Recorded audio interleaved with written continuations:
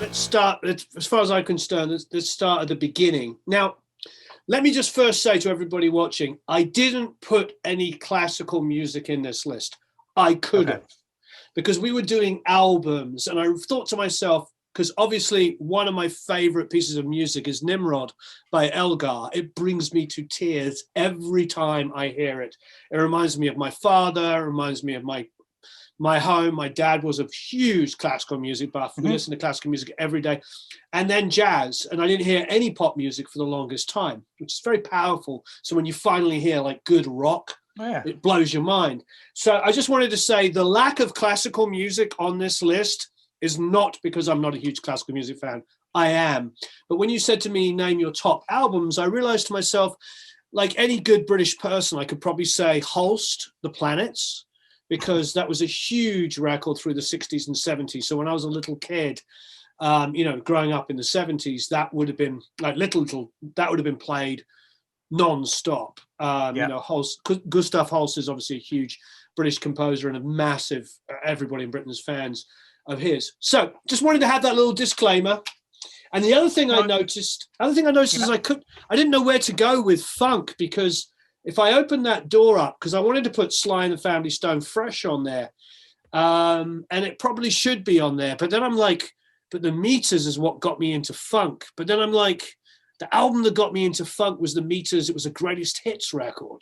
Anyway, those are my two disclaimers. But I tell you, I agree with you, and I think the concept of this. So everybody, actually, welcome to Laughing Monkey Music. We didn't do that. We don't follow the rules in this show because this is about records. So this is our first record show, vinyl 10 by 10. Or we don't even follow numbers because numbers stink. We're music. Yeah. I also couldn't figure. I was like the best 10 albums that roughly 10 that maybe inspired you. You like anything you feel special about them. You know what I mean? And when you say special, your top could be like your top 10. It could be, your worst, the most different, the best produced. I didn't know, and I didn't want to put a label on it. Yeah, well, for me, so my first album that I'm going to mention, why don't you go first? Has to be mentioned first, because it is Robert Johnson, and it's the King of the Delta Blues Singers. It came out in 1961, so by the time, obviously, it was recorded many years before that. But it came out in 61 and was pretty much the birth of blues music coming over to Britain. And so with that album, that was like the birth of the Yardbirds, which of course led to Jeff Beck going solo, Led Zeppelin, Peter Green, Fleetwood Mac. I mean, you get it. It's like that album, Robert Johnson, King of the Delta Blues Singers, is probably arguably the most important album in rock music, because it started all of those bands. So, if you just take Eric Clapton, Jimmy Page, Peter Green, and Jeff Beck and just watch where they all went, I mean, for Britain, at least where I grew up, it is inarguably the most influential record. You get any of those guys and sit them down and ask them about Robert Johnson, they'll just be like, oh yeah, that was it. That was the thing, I heard that record. And I'm going to say, actually, do you have the record with you? Do you bring it with you? Hold it up. Say it again. Do you have the record with you? No, because I only have it on digital. Can you believe it? Yeah. No, I can. You got it? No, I believe you. No, I don't have that one, but what I got blues related is. What you got? Johnny Winter, Third Degree. Oh, nice. So he was on the Alligator Records. He did a trilogy of albums. This was his final and third of them. He plays on it, as you can see it, the National Steel guitar on it. It took him a couple months to learn how to play it. And he plays like Shake Your Moneymaker. It's the most old school blues, nitty gritty album out there. And it's probably my favorite Johnny Winter album that I've ever seen and heard.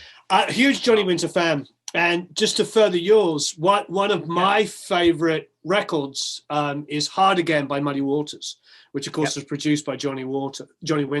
And we, when I was working with Aerosmith, Joe Perry and I bonded over that album. he was just like, now obviously they were already a successful band when that record came out, because correct me if I'm wrong, people watching, I think that didn't come out till 76. That was like a mid-70s album. It was like a big hit. It was like an actual proper bona fide top 40 album in many countries. And I just remember that with James Cotton. Oh, the grooves on that record, the recording is pristine. And baby, I want to be loved. Ah, so good. Hairs are standing on my end. If anybody watching doesn't know Muddy Waters Hard Again, just go and buy it, download it, stream it, whatever. It's such a good record. But it's tough with the blues because we could do a whole episode just on blues artists. We could. I think we scratched the surface tonight, just a little. Sunny scratch service. Yeah, because, you do Robert Johnson, but, I had a whole year obsession with Lightning Hopkins when I was 15. And I remember I used to go to the record and tape exchange in Notting Hill for any UK people watching. And just, because I'd read about them, because this is pre-internet, when I was a teenager. And I would just read about them and you'd go. And the way the record tape exchange would do, they would sell an album for like £2. And then within a few weeks, if it wasn't sold, because it had a date on it, they'd mark it down to £1.50. And then a few weeks after that, if it wasn't sold, they'd mark it down to £1. And then sometimes the albums would be like 50p. So which is about 70. Aggressive. Yeah. But they just, because it was just thousands and tens of thousands of used albums. And sometimes you look at the album because you could pull it out and the vinyl was in perfect condition, but maybe the cover was all dog-eared, or vice versa. You'd pick one up and it looked beautiful, but you pull it out and it was kind of crappy. So, and they'd mark it cheaper or more expensive depending on condition. Yeah. So I would go there with like a list. I'd have a notepad. I'd have a list of all the albums I wanted, and I'd find them. And if I'd have my £10 that I saved, and I wanted to come out with 10 albums. And sometimes you couldn't do it, but I do remember getting Hard Again there for like £1. I remember getting alternative stuff for Robert Johnson. I had the King of Delta Blues singers I got from there. But yeah, Lightning Hopkins, I'd go back week after week and just collect everything that I didn't have. I would look at all the song titles, I'd make notes, see which songs I would read about, were missing, and then go and try and find them on other albums. It was a great time. Great time to be a kid and before streaming, when you had to put in a lot of effort. But now, of course, for guys like us, streaming is the best thing ever because we know what we want to hear you can get it straight away. It is, but it's a temporary. I still go out. I have a local record store. A couple of them. I found my favorite one. I have my list on my phone because I'll forget. Or if I had the album, I duplicate a couple hundred. You know what I mean? I still have my list, but it's just on my phone now. And I go to the used record store. And I pull them out, just like you said. I still do it now. I love it. It's an adventure. You're finding it. It's still the treasure. It's part of the journey of finding the music than almost a destination at times. It's so exciting to find something. So if that's our blues, for me, I didn't match you everything for everything, but I try to kind of keep a little bit a tie-in with you to kind of. Sure. Well, why don't we go all over the place then? Rather than be obvious. Because you put King Crimson down, which obviously you should talk about, which would have been in that album would have been in my top 20, but I didn't. I made 14. There it is. What a masterpiece! It's probably the album the quintessential album for prog. I mean, it is like the go-to album, I think. And what's really funny is the same producer that did the Moody Blues at the time. So you could really hear the production of Moody Blues in the music too. Yeah, I think the first track is the heaviest too. Schizoid. It's like one of the first riffs you learn on the guitar besides Iron Man. It's is that. But it's just the artwork and just the craziness of it. Am I getting there? Yeah. Robert Fripp features pretty heavily because he's also on one of my album choices. Because what I decided to do, and I'm sure you did the same thing, is I don't want to because Queen are my favorite band. I want to say this. I was literally going to say, don't pick 10 Queen albums. Yeah, I could have done that. Release dates. I know you could have. And Bowie, I could have done 7 Bowie albums in my top 10 albums of all time. So So for me, I'm going to skip in a different order. Because so what I thought, well, you did King Crimson, you did King Crimson, first album King Crimson, early period of King Crimson. So I was thinking to myself, I also love the Adrian Belew, Tony Levin period. Huge fan of Three of a Perfect Pair is one of my, and Discipline. Three of a Perfect Pair is particularly one of my favorite records. I love that that track, Dig It. You know, I'm ready, and the I'm on my way out of here. What is that song called? I'm ready to go. I'm not gonna know. Do do do do do do. It's got the fretless guitar in it. Yeah. Belew playing. I don't think there's an album. There's not an album by them that I don't like. That's one of the bands, like from the beginning to the end. All their albums are great. They're just they're different.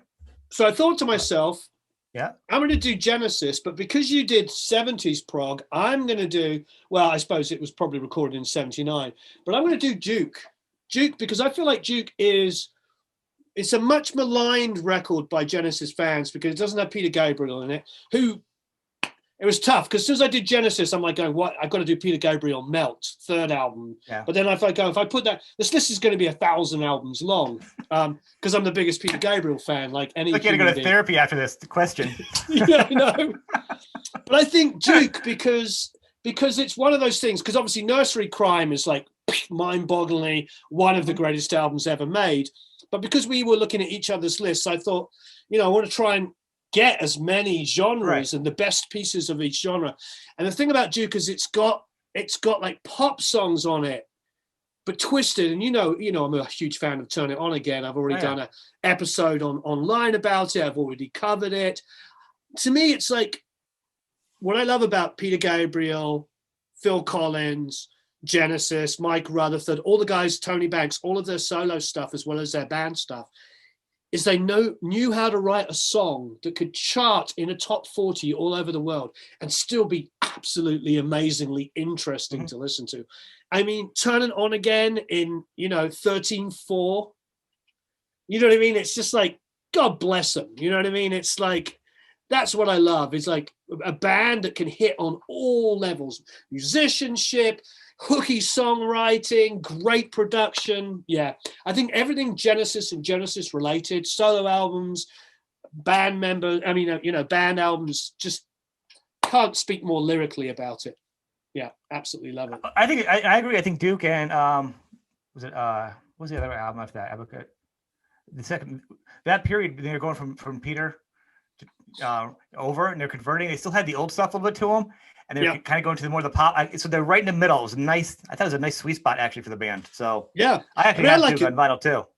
I love it all. I mean, like, you go to like Genesis, which Hugh Padgham did. Right. That's one of my favorite records as well. It has Mama on it. I mean, it's like, talk about a dark song. And that song was a top 20 single in a lot of countries around the world.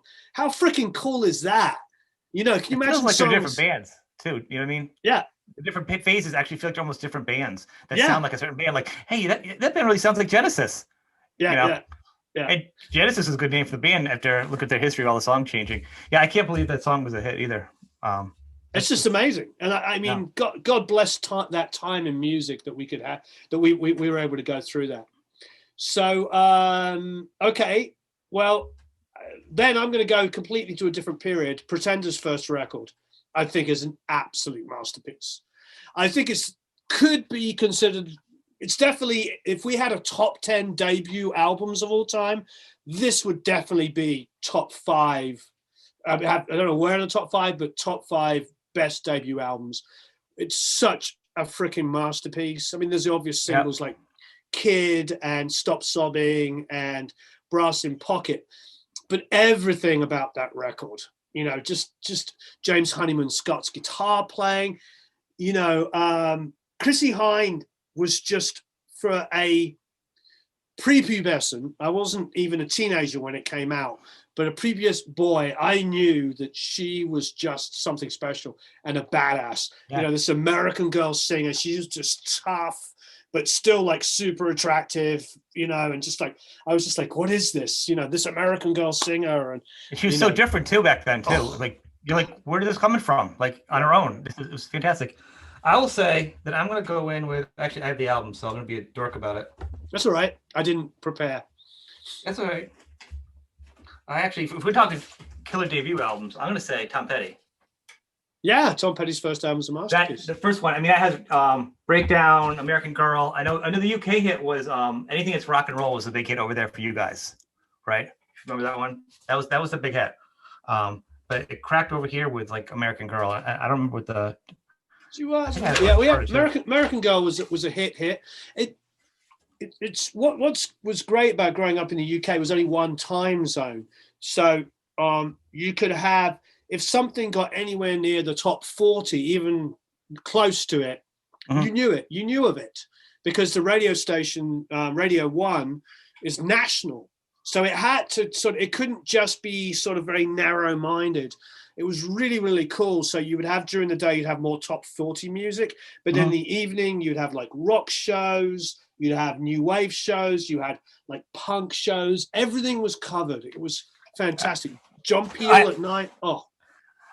As a youth, I remember hearing, like, because also went, no internet, but you read the rock magazines, like in the English musicians be like, yeah, rock radio's over here different, because you can listen to like Iron Maiden and then listen to like, like Moody Blues or something. Like, it was so different. Like, you guys on the same channel was, unlike here where it was just going to be the same segment over and over again. So you always heard how great it was in England that you guys could do that, which is awesome. Yeah, it's like I did a video on Hong Kong Garden, and that came out in '78, and top 10 single, debut single for Susie and the Banshees. And at the time, in the Melody Maker and the NME, it was considered post-punk. It was like the beginning of post-punk. And then everybody started debating me like, no, it's a punk song. And I'm just like, you got to understand what it was like in the UK in those days. Like 76, 77 was punk. By 78, the Sex Pistols were broken up. Public Images started, and that was post-punk. And before you know it, we were into two-tone and ska and new wave and new romantics. And that's all within about 4 years. All of those different genres happening and the changeover. It was such an exciting time for music. Just like so good, such a great time. And it spilled over into all kinds of bands. And we had Genesis making records there, obviously. Everybody, Queen, one of my favorite Queen records is The Game. And much maligned at the time, but what a fantastic record. But anyway, so my next on my list is, again, one I could have at least put 2, possibly 3 albums of, and that's XTC Black Sea. Absolutely love this album. That and English Settlement, tough one. I could have said English Settlement. Yeah. In fact, I could say it now instead. Those 2 records, again, Hugh Padgham's made those albums. Hugh features quite a lot in this stuff. Just absolutely incredible record. It's great songwriting, incredible musicianship. Hugh told me that they were just amazing players. And it's interesting, John Leckie worked with them as well on the first 2 albums, Go To and White Music. And they were his favorite band to work with. So it seems like everybody that ever worked with XTC, even if they went on to have massive success with other artists, always look at XTC as being their sort of creative peak. Well, I think they are one of the an artist band, like in the 90s, like King's X was kind of like over here, an artist band. It's, that's kind of what they are, because, and I think Black Sea is probably my favorite of those two, I would say. I'm going to bring it back to rock, actually. Please. And I'm a visual guy. Don't Say No by Billy Squier. Crazy. See, Billy didn't happen in the UK. I didn't know who he was until I moved here. So this album, he broke around this time. He had a couple hot years, and then he did the Rock Me Tonight video, which totally annihilated him because he was dancing around in like a pink tank top, which was ridiculous. That it killed like one of the best singers ever. I mean, to me, sometimes Billy sounded a little bit like Robert Plant. And I'm surprised I didn't hear more of that. It felt not like it was copying Zeppelin, but it felt like the comfort of Zeppelin sometimes, because there was no more Zeppelin. And I'm going to say the standout track is going to be, I have In the Dark and A Stroke, but I think My Kind of Lover is almost like one of the perfect, most simple pop songs that you can do. Yeah. The riff is a dun, dun. It's so simple, but it's so good. It's so hard to write a perfect song that's that simple. So that's I'm going to say that was probably my rock album for him. That's amazing. Well, so now I'm going to really confuse people with the order of this, but the Beatles, exactly, the no order. Now the Beatles, This is a real tough one. My favorite Beatles record and the best Beatles record aren't the same thing. Because I think the best Beatles album for most people is usually Revolver, possibly Abbey Road, usually come up, and then probably Sgt. Pepper's. It's usually when they do a top whatever albums, it's usually Revolver or Pet Sounds are considered to be two of the greatest albums ever made. And then they'll have an Abbey Road maybe in the top 5 or top 10, then Sgt. Pepper's in the top 20. That's typical of like kind of the Rolling Stone kind of style, not necessarily that paper, that magazine. But so I was split because Let It Be is my favorite Beatles record. And people say, Let It Be Stripped is a better one for me. I actually like it without Phil on it. Yeah, so I like it all. And I don't, to me, it's like funny because people all say to me the same stuff that we're talking about here. They say things like, things they've read and they sort of apply. One of the greatest things that people don't understand is people think that Let It Be is like a live record.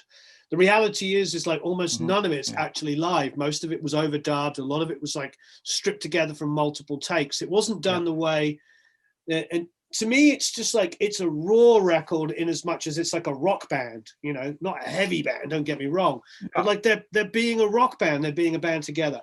But ultimately, gun to my head, it's, if you only had one album by them, I'd say Revolver. I think Revolver's the one. I think it's the perfect point between the kind of Rubber Soul, Hard Day's Night, Help, kind of melodic, beautiful songs with great harmonies, close harmonies, and the beginning, especially on Rubber Soul, of some experimentation, Norwegian word, etc. And then suddenly Revolver is like, that's it. It's the pivotal record. It's almost like an indie rock record at some points, like Taxman, almost sounds like, Smashing Pumpkins guitar tones. It's amazing how modern those guitar sounds are on Revolver. But then it has, Eleanor Rigby, which is an orchestral piece, or got to Get You Into My Life, which is all horns. It's like, it is an absolute masterpiece, and it's not a surprise that it makes many great music critics number one. Yeah. The biggest Beatle album, non-Beatle album, by Paul McCartney. I love Band on the Run. Yeah. And what I think is even better about it is the crazy backstory. Is like right before he did it, he was a documentary on it. He had two of the band members he just got quit. The drummer and the bass player, they're going over to Nigeria to record. So it ended up just being him, Linda, and Denny to record it. So he did the bass, the drums, everything. The studio was awful. They got held up at knife point. They took their lyrics from them and stuff. So it was like the most disastrous things that could happen. Oh God. But this album came out. They had to remix it back here, but it came out as as a masterpiece. Band on the Run is a total masterpiece. It's fantastic. It's interesting because it was one of 2 8-track albums that my dad had that we would listen to all the time. Oh, 8 tracks. And the other one is arguably, depending on what day of the week it is, one of my favorite albums of all time. Songs in the Key of Life. Nice. 8-track. Oh. I have 2 of them, and there is the vinyl. So yeah, it's awesome. Yeah, and I keep these on the console just to remind me what true, actual, real greatness is. And true, actual, real greatness is Stevie Wonder. Especially Songs in the Key of Life. I love the quote from Elton John when they asked him about the record. He said, "The greatest album ever made." Like, just a fact. Is it? It is really good. Stevie Wonder is just ridiculous too. Yep. I would say I'm gonna go back proggy for a minute, and it's weird. Please. Proggy is going to be Jethro Tull. Which one? Songs from the Wood. Now they had a trilogy of them. They had it was Heavy Horses and Stormwatch. I always forget that Stormwatch. That's why I wrote down. Yeah. This was such a good album because it had it's got Martin Barnes on it, and it was just the trilogy of them. And it's just actually, and I was torn because I think Heavy Horses is just as good. I actually have a love for Jethro Tull, which for my age group. Yeah. I don't know many people they're like, what? I'm like, I think I have almost every album by Jethro Tull like on vinyl. It's almost as big as my Yes collection or my Zappa collection. So Yeah, it's like the thing is I could have done a full blown top 20 prog thing. I was trying to be super eclectic, but yeah, the Yes album has kept me sane. The Yes album is downloaded on my phone, so it's not streaming, it's downloaded on the phone, and it's the album that I most enjoy traveling to. So when I'm like on a plane, when I'm stuck in a bus or a train or whatever it is, walking through airports, when we used to be able to do things like that, it's the Yes album. And particularly... you say the first Yes album, the title self-titled Yes one? Yep. Yeah. That's an absolute masterpiece. Yeah. Well, Perpetual Change, when the band splits into two sides and there's two different songs playing at the same time. It's so good. I actually, so good. For the longest time, I always have Yes. Yes is always on my turntable. It's in my phone. But I have two things actually. I actually put Yes, Tales of the Topographic Oceans. It's a double album. Yeah, masterpiece. And I also had pulled the other one, the Yes 902 album. Yep. Which I actually saw them redo it with a couple years ago, and they came around. They did part of it. Who was playing guitar with Trevor Rabin? Yeah, he came in for that. So it was so special. He did it. It was awesome. It was a weird, every time with Yes comes around, it's like always a different band setup. But what was great about this, so with that album, this album was kind of fun because half the band didn't want to do it. It was a concept album. Each is 4-piece, so each person, each album had a concept. Half the band didn't want to do it, and then the keyboards, Wakeman didn't want to do it at all. So what he was doing to get bored, and it turns out when they were recording this, Black Sabbath was doing Sabbath Bloody Sabbath in the studio across the hall from him. So he would buzz over there, and he actually ended up playing some keyboard on one of their songs, just because he didn't want to be in the album, which I thought was pretty great.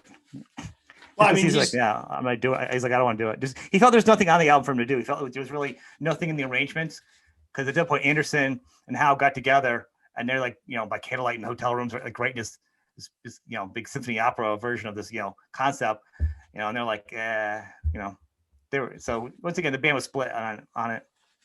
Yeah, I mean, Rick plays. We would do top 10 songs. Mm-hmm. We were doing top 10 songs, I would have to go Life on Mars. And of course, Rick was the piano player on that. Yep. Yeah, and pretty prolific. It was top 10 top 10 Cape Warriors would also be him. you know his quote where he goes down, as it goes down the pub after recording Life on Mars, and comes in and sits down and says, he's like, I've just played on the best song I'm ever going to play on in my life. And arguably. It's a pretty amazing song, Life on Mars, yeah. When I saw Bowie play on the last tour, I saw him in Anaheim at the Pond. It's the only song he didn't play was Life on Mars of his catalogue, which is really strange. Yeah, really, really strange. It was the greatest show I've ever seen. I watched the whole show in tears, in tears. That was just one of the few artists I've never been to see, which is the worst. I saw Bowie as a child, though. I never saw Queen with Freddie. I've seen Queen with Adam Lambert, which was absolutely fantastic on Freddie's birthday a few years ago. Yeah. It was an amazing show. I think he does a good job. I think he fits without trying to fit. Like he was amazing. He is. We were in Vegas. We were at the front, so Brian was like there, and I was here. It was scary. I was so nervous. There's a whole long story to how that happened, but he comes out. I can't remember the first song they do. Why am I blanking on the first song? I think it wasn't Fat Bottom Girls. What did they come out with? Was it Bicycle Race? No, it wasn't Bicycle Race. That was later. Anyway, I can't remember what they came out with. I'm blanking. Anyway, came out, sung, and because they came out on a song, didn't introduce themselves, just came out. And then as the song's like fading out in the last chord, he goes, I know what you're thinking. And everybody's like, yeah, he goes, can we swear? Yeah. Okay, okay. He goes, I know what you're thinking. He's not Freddie. no shit. And then just the whole audience just like burst into laughter. And it was just like, what a great way to just kind of be like, of course I'm not Freddie Mercury, Yeah. and then suddenly it takes all the expectations away. And then you actually watch a great live performer, Adam Lambert, great live performer, great singer. And I think Queen really understand what he brings to them because they let him be his version of flamboyant. Freddie had his flamboyant crazy thing, and Adam has his flamboyant crazy thing, and it's not the same at all. But you can tell that's what they want. They don't want to have a sound-alike Freddie. No. They want to have another person who has charisma and talent and let him flourish. And it was a great show. My wife and I were just like speechless after it. We were just like, oh, so good. So all of that talk.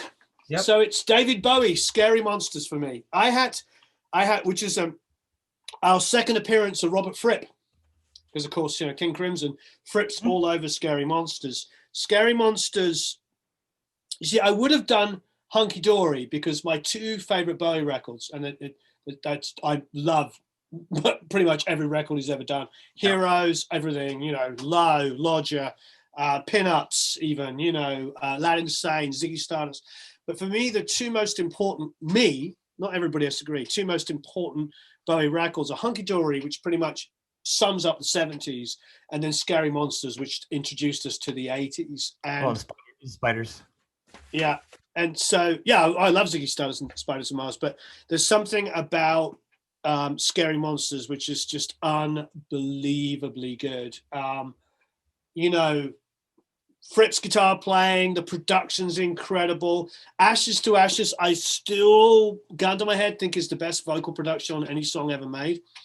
The way I use it all the time in production, when he's like, do you remember the guy? And then he's like, oh no, don't say. So he starts off falsetto, then spoken, and then he goes middle voice, I got a message from the action man, I'm happy. And then there's all the whisper vocals he does around it.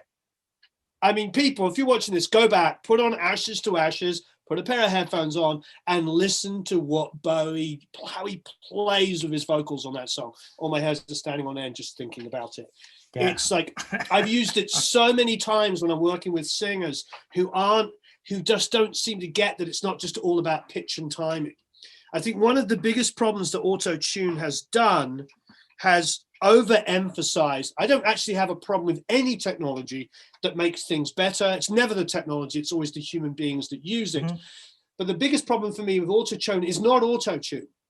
It's the fact that people are now just thinking about music in terms of tuning and timing. I'm a sort of the very well-schooled, hate-schooled musician person. It's really weird because it's like we can talk about prog and we can talk about jazz and we can talk about all these things I love, but all of the guys I love don't, even though they play that music, they don't think like the guys that teach it. That's what's so surreal. And I feel like there's a real disconnect, and the emphasis on this perfection where everybody's overanalyzing, well, this is the Phrygian Lydian and the blah, blah, blah, blah, blah. They're forgetting that when somebody's composing, they don't think that way. And it's a mindset because we want to be able to isolate the code. What is it that makes this song great or this album great? We want to isolate it. And that thinking is fantastic. It's why you and I are able to do this, because people will tune in and they want to know stuff. But at the same time, we have to remember that this greatness is just, it's unquantifiable. It's just, did it feel right? Did it sound good? It wasn't mathematics. And auto-tune is a great tool when you have the ears, how to know how to use it. But now every conversation I see online is about gridding drums and tuning vocals. And it's not the problem of gridding drums or tuning vocals. It's the fact that we're worried about it. Like, let's just move past it. You know what I mean? And I love when you let somebody breathe, in a song, or the instrument breathe. You can hear it, and there's got to be something. I think that's the best. I think that's probably why I feel like we've gravitated towards a lot of albums from the 70s. Yeah. Because it was still a point where the technology was coming in, but they weren't overdoing it. Like, it feels like there's a good balance. I agree. Cool. So Bowie's Scary Monsters, Fripp. All right. Just insane. In the theme of Bowie, I'm going to do a tie-in. when Bowie did this with the singer, did Dancing in the Streets with this guy, Mick Jagger. I love that record. Now, this album is fantastic because, I mean, you know who was on this album, right? Jeff Beck? Jeff Beck. This is one of my favorite Jeff Beck albums because Jeff Beck at the time, I'm going to say, I think he was playing on everybody's album. He did a great People Get Ready with Rod Stewart. Remember that? That gives me chills. Just think about that. It was just like one of the most, him and Rod Stewart at that time, that was like so good. But this album had Jeff Beck, Nile Rodgers, Jan Hammer, Herbie Hancock, G. Smith, Tony Thompson, that guy Pete from that band The Who played on a couple songs. I think he did pretty good in his career. But this album did okay. Right. This album had everybody on it. But I mean, you know, say the album, Lonely at the Top, it just starts off. The songwriting, it feels like it has the best of the Stones. Jagger with that is like his smarmiest kind of a pouty thing going on, right? Which he mastered at that time. Yeah. His voice was at its best. The production on the songs, a lot of synth on it, but it was used very tastefully. I think it wasn't overdone. It really, you know, bouncing around in your headphones. It was that album is ridiculous. I remember the first summer it came out. That's all I listened to was that album. I'm looking over here because I've called up the credits. Beck played on Lonely on the Top, Running Out of Luck, Hard Woman, Just Another Night, She's the Boss, and on and Lucky in Love. And he also played acoustic guitar on Just Another Night. Yeah, which is like one of the only instances I can think of Beck ever playing acoustic guitar. Acoustic guitar, right? Yeah. I mean, it's crazy. Yeah, it's and my friend Dave Jordan engineered it. Oh yeah. Yeah. He told me that I can't remember which song it is, but I think it was Just Another Night.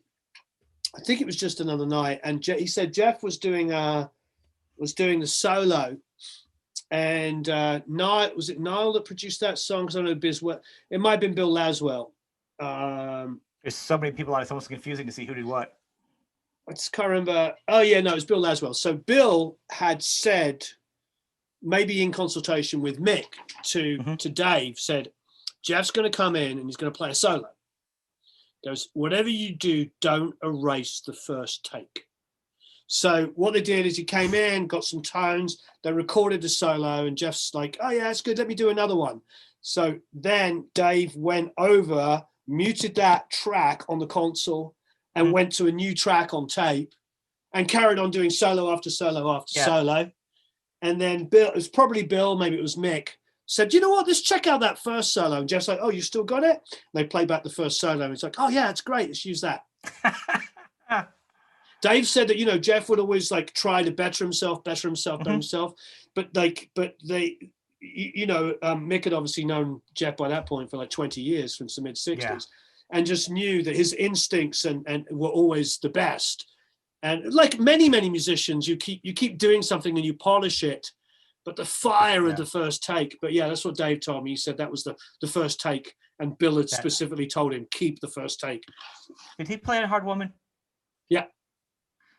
That song actually could have been a Stone song, like around Ruby Tuesday. The melody on that very easily feels very Stonesy in the 60s to me. Yeah. You know, I mean, the production changes. Oh, like I'm saying, it's like I was listening to it again tonight actually, because I pull it out. I'm like, man, I'm coming home from work, and I'm like, I just snowed out. I'm like in traffic. I'm like, I gotta listen to the Mick Jagger album again. I mean, it's just so good, and it's the only album I own by him, like solo album. I'm like, his other stuff's okay, but this album is just. I really liked it. Primitive Call, I didn't like as much.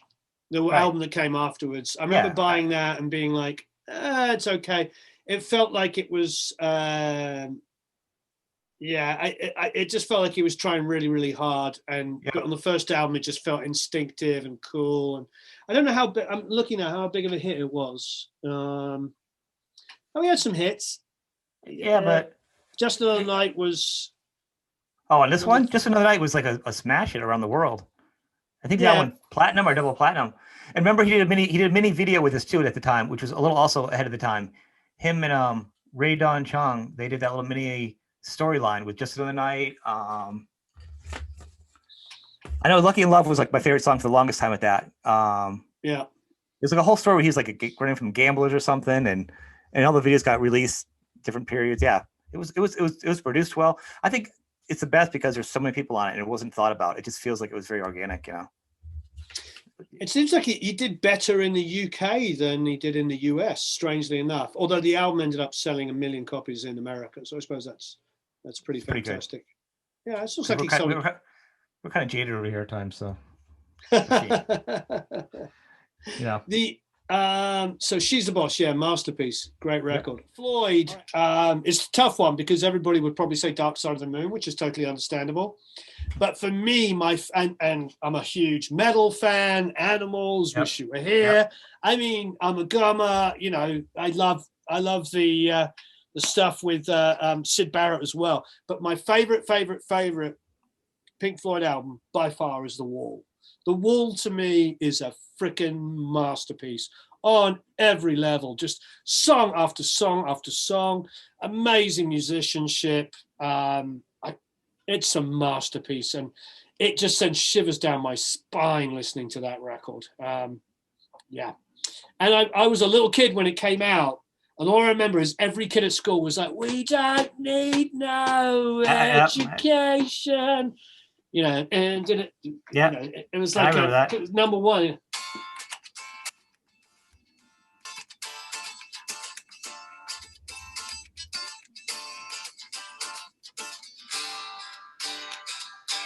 Out you. Oh, so good, so good. Solos, guitar. Oh, just it's like a greatest hits album. Is what it is. You know? Yeah. It really is. Absolutely incredible. So, but you know, it's hard to pick any one album of bands like David Bowie as an artist, the Beatles, XTZ. We're talking about great creative bands, Cure. Now, you know, I love so many albums. I know so many good albums. Though I know this was like at this time. I know he was going through a real hard time too. Like they're getting too popular. So I know he wanted to pull back and get kind of gothy. I guess the thing at the time he was doing like a lot of LSD and stuff. He wanted to really pull back. That album was huge. You know what I mean? Disintegration really was a masterpiece. Yeah.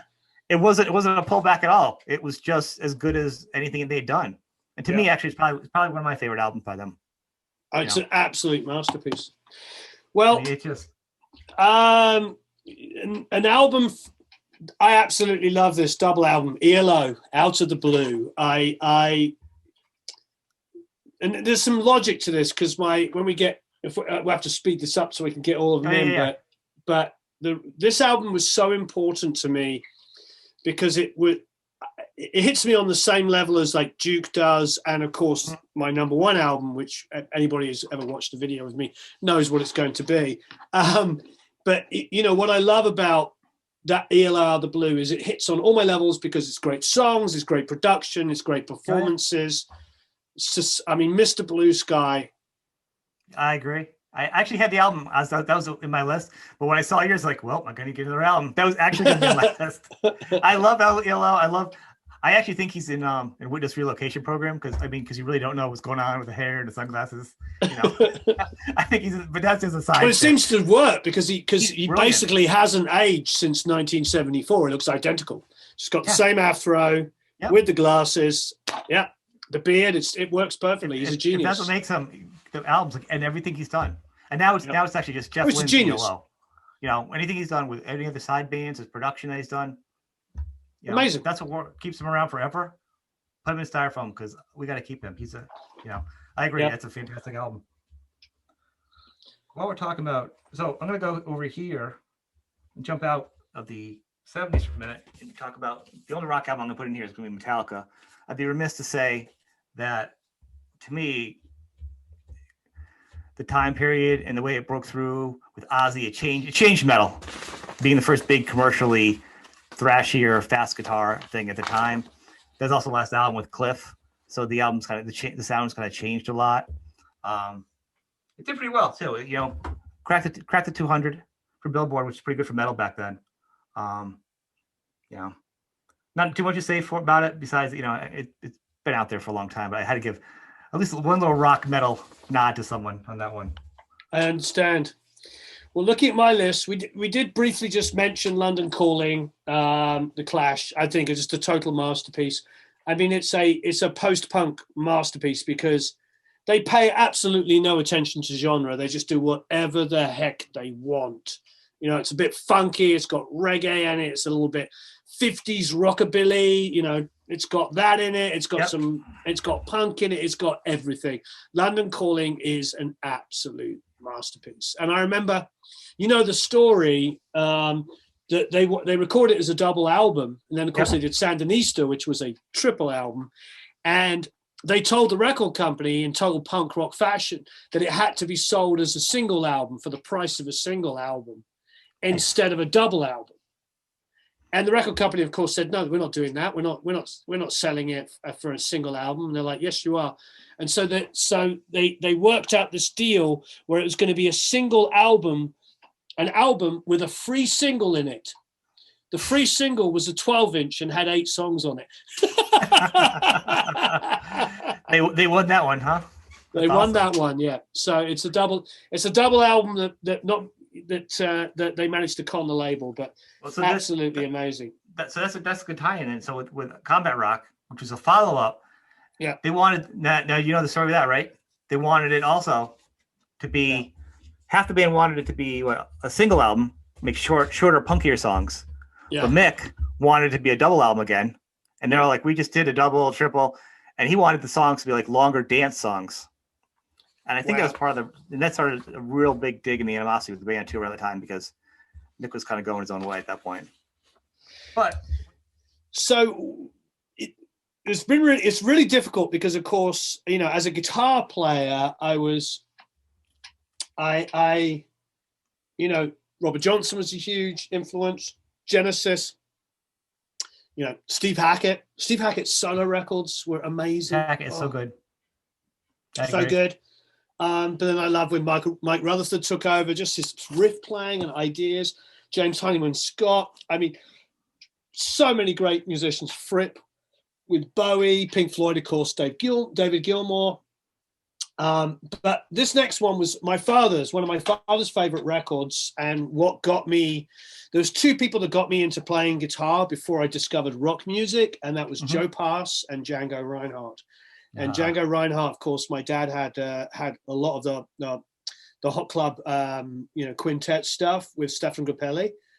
But this one record really stuck out to me. And that was Joe Pass and Ella Fitzgerald. It's called Fitzgerald and Pass Again. It was obviously the second album they did together. Plus he had like tons of live stuff. But Joe Pass just blew me away that a guitar player could accompany a jazz singer in such a way that just a single guitar.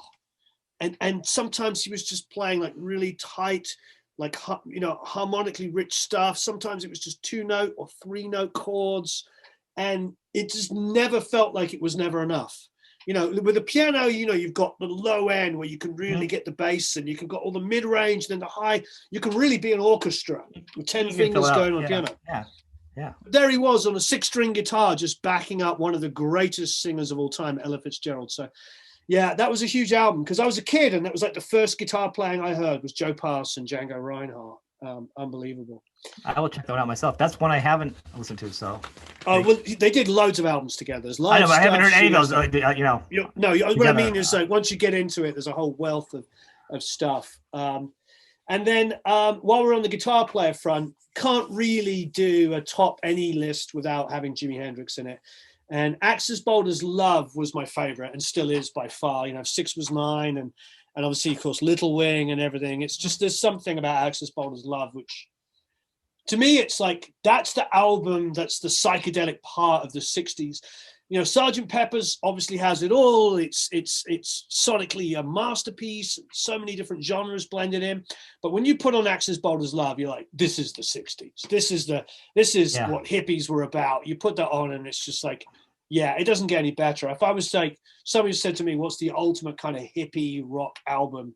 You know, it's more than that, don't get me wrong, because he's got funk in him, he's got blues, but I think it's like the king, the queen, the head of 60s, late 60s music, Axis Boulder Love.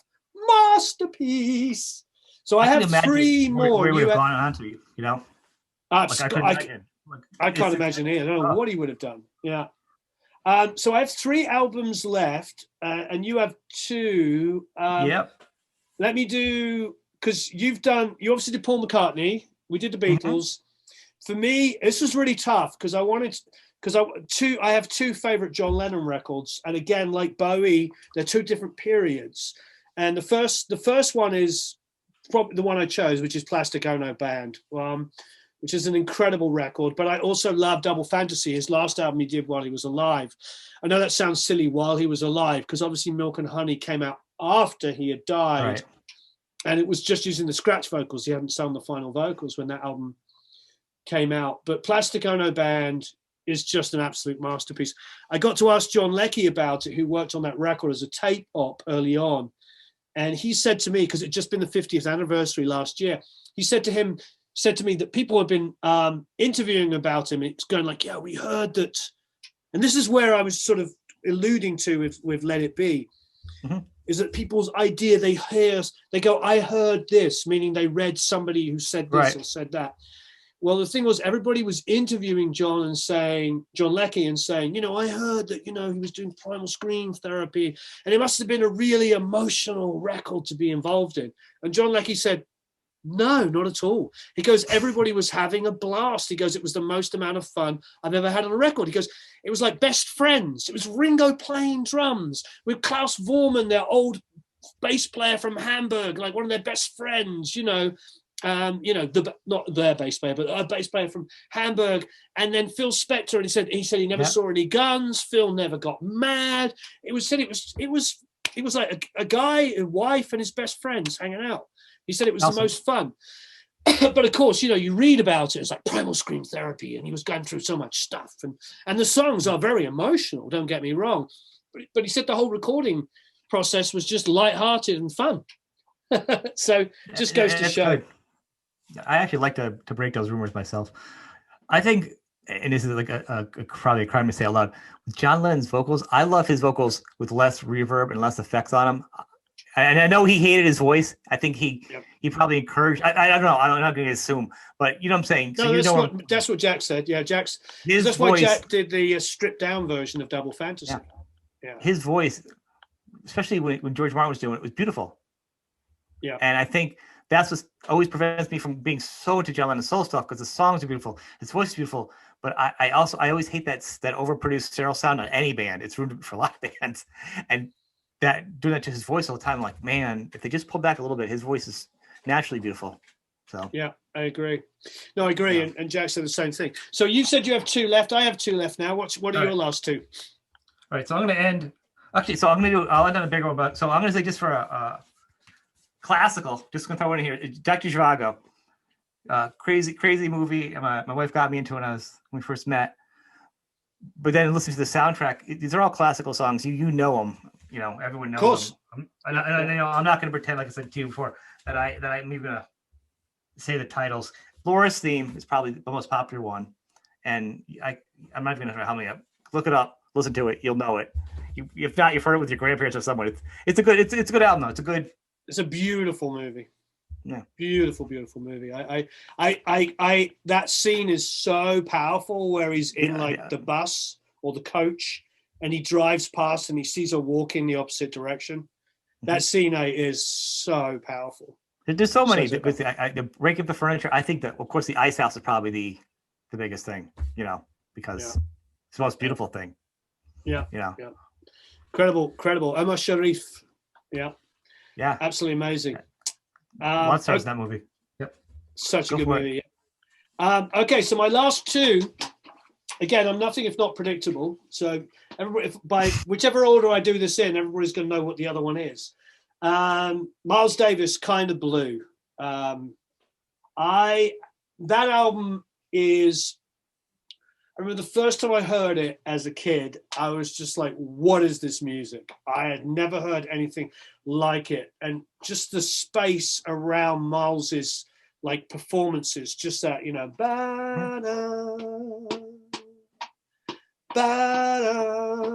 it's just like, oh, it's so gorgeous. His phrasing, everybody that's on that record is just an absolute monster. And for me, I've probably bought that album more than any other album.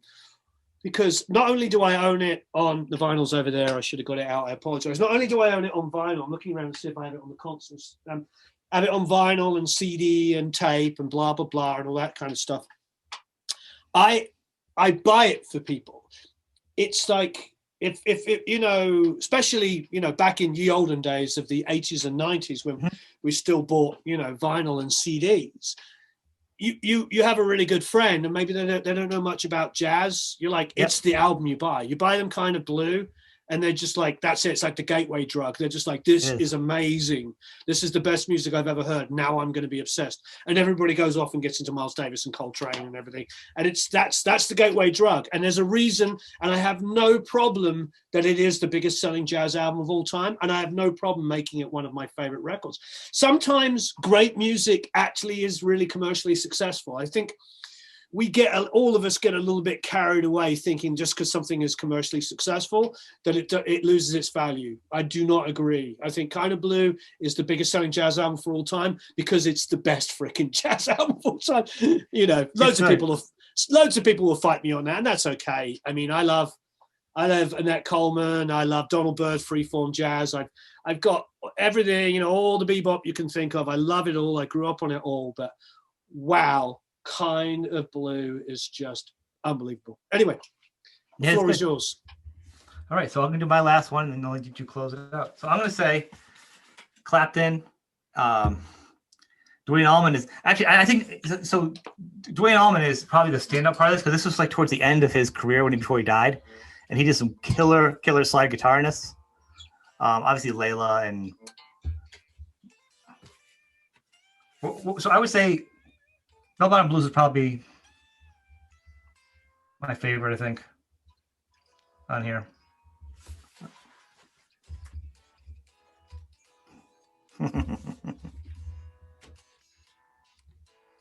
Oh, yeah. Absolutely love it. Yeah. There's so many good players on it, too. I mean, on that album, because that's what he left from Delaney and Bonnie and all the players that were on that with him. And at one point, I think George Harrison played with him a little bit in one of the versions. And I think let's talk about Phil Spector once again. He was involved on some level at one point. I don't know to the recording of that. Tom Dowd. There was so many great musicians. I'm not even going to get into the lineage of that album itself. It's it's so good. It's a total masterpiece. Yeah. Now right. this last record. Yeah, this last record, there is not a person alive that's ever watched any video of me and doesn't know what album it's going to be. Night of the Opera. I was going to guess Day of the Races for some reason. I don't know why. That's quiet. I love Day of the Races. So I have this on vinyl, but I have it on vinyl as well. But I also have a signed copy of it on the wall mounted in my house. So what is that? How'd you get your hands on that one? What is that? But just so we're clear about the albums I've been talking about. Nice. If I can, either signed copies of albums that I love. I have a signed Plastic Ono Band, which was signed in 1980, the year that John died. By John and Yoko signed it. So I have a copy of that framed. I have a copy of A Night of the Opera signed by the whole band. I actually have a floor tom or a rack tom skin signed by the whole band as well. Huge Queen fan for obvious reasons, but they were my gateway drug. They're my favorite band, and they allowed me because that period with Bohemian Rhapsody and Prophet's Song is like the gateway drug because it's recorded in 75, and that way you can go off into Genesis and go back and rediscover Nursery Crime and Lamb Lies Down on Broadway and everything, and you can also get into heavy rock. And I was like, after that, Iron Maiden came out a couple of years later. And I was into AC/DC. So it was like, they're the perfect band of that period. Night of the Opera is like art rock, prog, and heavy rock all blended together. So you can just go everywhere in every different direction. It's funny because my cousin emailed me just before Christmas and said to me, she said, I can't remember who it was. It was a family friend of theirs. It wants to get into Queen, and what album should we start with? And I've thought about it. I was like, just buy them A Night of the Opera because then they can go poppier if they want. They can go rockier. They can go early. They can do whatever they like. And this has been so much fun. And we could have done like a top I know. Top 100 and still had missed out albums. I know. All right, brother. Thanks very much.